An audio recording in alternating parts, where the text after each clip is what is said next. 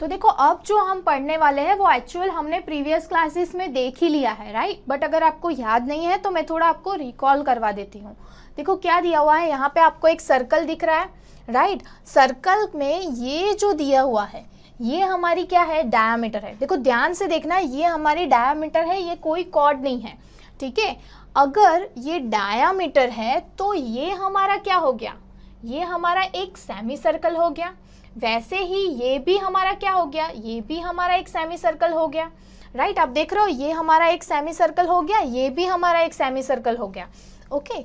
अब ये semi circle में यहाँ से अगर मैं एक ट्राइंगल बनाऊं, ठीक है, तो उसमें अगर मैं पूछूं कि ये जो एंगल फॉर्म हो रहा है उसकी वैल्यू क्या है, तो क्या आप बता सकते हो कि इसकी वैल्यू क्या होगी।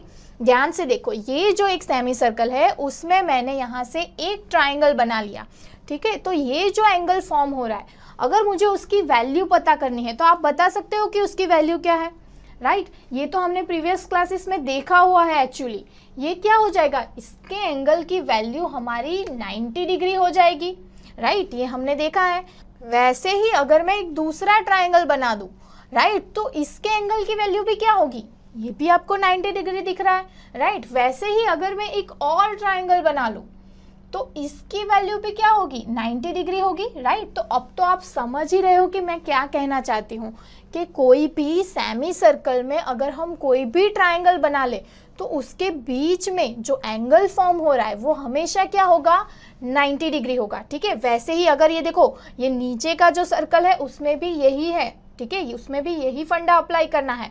अगर मैं नीचे भी एक ट्राइंगल बना लूँ, नीचे के जो सेमी सर्कल है उसमें भी मैं एक ट्राइंगल बना लूँ, तो उसमें भी जो एंगल फॉर्म हो रहा है वो क्या होगा, 90 डिग्री होगा।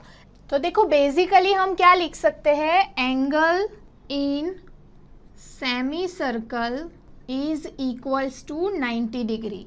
तो अब हम जो सम करने वाले हैं, जो भी क्वेश्चन करने वाले हैं वो यही थियोरी के बेस्ड है, ठीक है। तो देखो ये क्वेश्चन में क्या दिया हुआ है, आपको देख के थोड़ा थोड़ा समझ में आ गया होगा। हमें डेटा में क्या दिया हुआ है, डायामीटर आर क्यू, यानी ये जो पूरा एक सर्कल है, ठीक है, उसमें ये हमारा डायामीटर है, राइट, आर क्यू। उसकी वैल्यू हमें दी हुई है कितनी, 25 सेंटीमीटर, ठीक है। P Q equals to 24 centimetre, यानी ये हमारा Q है और ये P है, तो पी क्यू की वैल्यू हमें दी हुई है कितनी है, 24 सेंटीमीटर। हमें क्या फाइंड करना है, एरिया ऑफ शेडेड रीजन, यानी ये जो आपको शेडेड रीजन दिख रहा है वो, और देखे तो उसमें से हमें ये शेडेड रीजन निकालना है, ठीक है। तो ये सेमी सर्कल में से अगर हम ये ट्राइंगल का एरिया निकाल दे तो हमें ये शेडेड रीजन की वैल्यू मिल जाएगी, राइट। अल्टीमेटली हमें वही फाइंड करना है।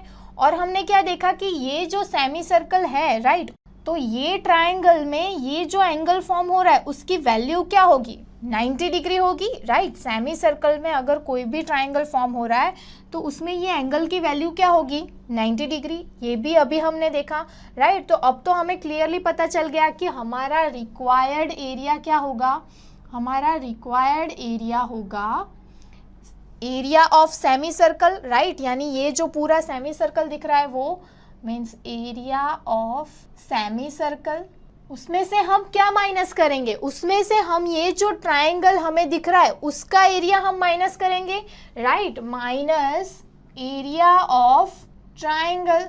कौन सा ट्राइंगल है, are P Q, okay, triangle R P Q, उसका एरिया हम माइनस कर देंगे तो हमें ये शेडेड रीजन का एरिया मिल जाएगा जो हमें फाइंड करना है, ठीक है। तो वो कैसे मिलेगा, तो देखो सबसे पहले अगर हमें रिक्वायर्ड एरिया फाइंड करना है तो हम देखते हैं कि एरिया ऑफ सेमी सर्कल क्या होगा, उसका फॉर्मूला हमने क्या पढ़ा था, 1/2 into pi R square, right, minus area of triangle R P Q. अब देखो ये जो ट्राइंगल फॉर्म हो रहा है उसका एरिया क्या होगा, तो हम यहाँ पे क्या लिख सकते हैं, हमें पता ही है 1/2 बेस इनटू हाइट, ठीक है, यही फॉर्मूला हमने देखा है।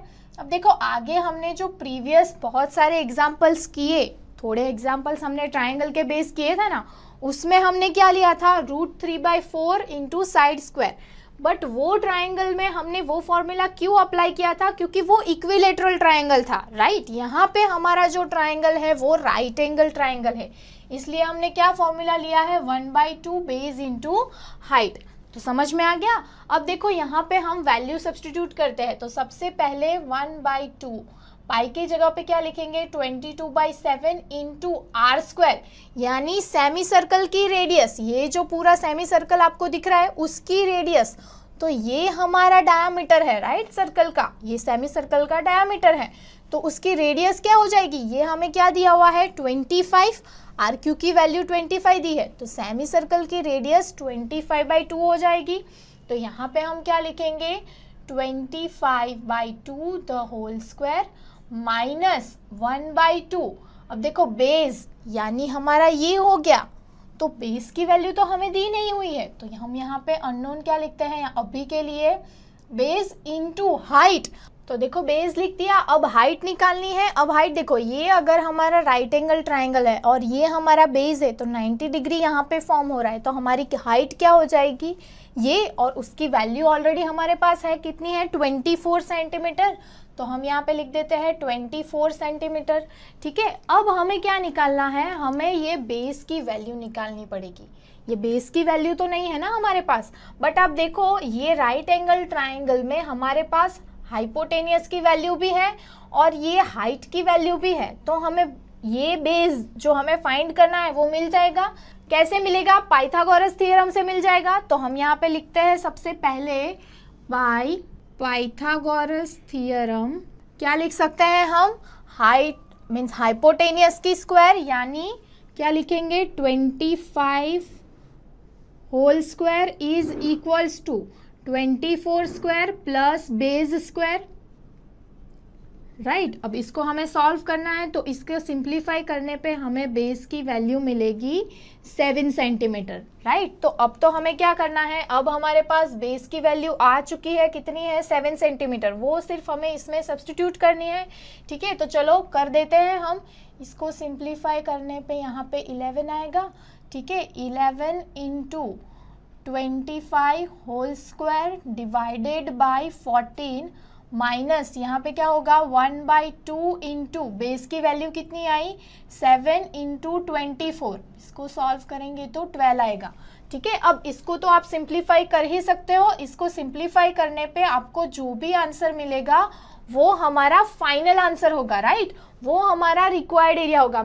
मीन्स ये शेडेड रीजन जो हमें दिख रहा है उसका एरिया मिल जाएगा।